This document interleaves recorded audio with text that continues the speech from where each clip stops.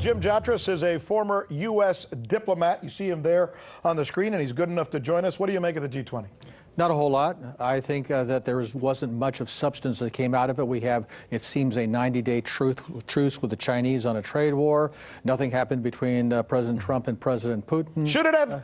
Should these guys have sat down and talked, and what hinders that? Well, a couple of things. To start with, yes, of course they should talk. If there's any relationship on the planet that should be ordinary, uncontroversial, regular, it should be between the American and the Russian leader. Tell us why. Tell our viewers why that's such an important Because those are the two countries that can blow up the planet. Exactly. Let's put it very, very simply. Yeah. And during the Cold War, the first one, we understood this, whether it was, Roosevelt with Stalin or Eisenhower with Khrushchev, Nixon with Brezhnev. It was understood we have to talk to those guys. Mm-hmm. Now it seems that both from a point of view of domestic pressure, this whole phony Russiagate thing, mm-hmm. and what's going on in places like Ukraine or Syria, there's maybe conspiracy is too strong a word, maybe it's not, to make sure that can't happen. Let me challenge you a little bit. You say phony Russia thing, but in actuality, if the President of the United States sought out help from whether it's Russians or oligarchs or French or whoever, and he knew that they were kind of trying to influence our election, he shouldn't have done that.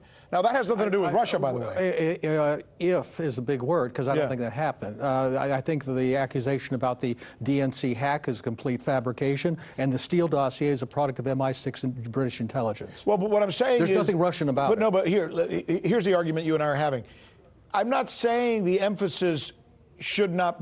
I'm saying the emphasis should be on what happened, not on Russia particularly. That if the U.S.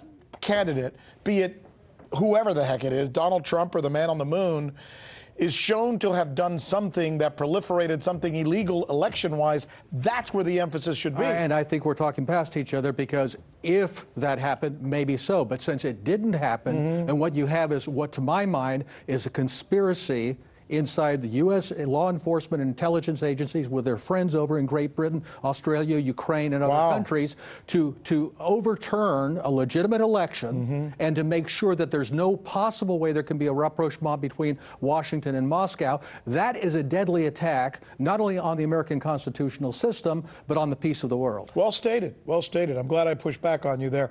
What do you make of the fact that Mr. Putin decided that he was going to high five for all the world to see the Crown Prince? Do you think that was a coincidence? I personally don't. I think there was an element of trolling there where he was basically calling out these hypocrites who were there pretending they never heard of this Mohammed bin Salman guy, and he's walking over there saying, hey, how's it going? But should he have high-fived a guy who everybody thinks is a murderer now? Sure, why not? Because if we're going to criticize Trump for it... Again, let's cut to the chase here. I'm sick and tired of hearing about Khashoggi. The Saudis murder hundreds of people every day in Yemen. Does anybody give a damn? Boy, I'll tell you what, you come straight at it. Good job. Thank you. I appreciate this conversation. Hopefully we'll talk again soon. Thank you. Hey YouTube, thanks for checking out our channel. We hope you enjoyed the video. We have tons of content for you just like this. For more of RT America's one-of-a-kind news and analysis, be sure to subscribe and never stop questioning more.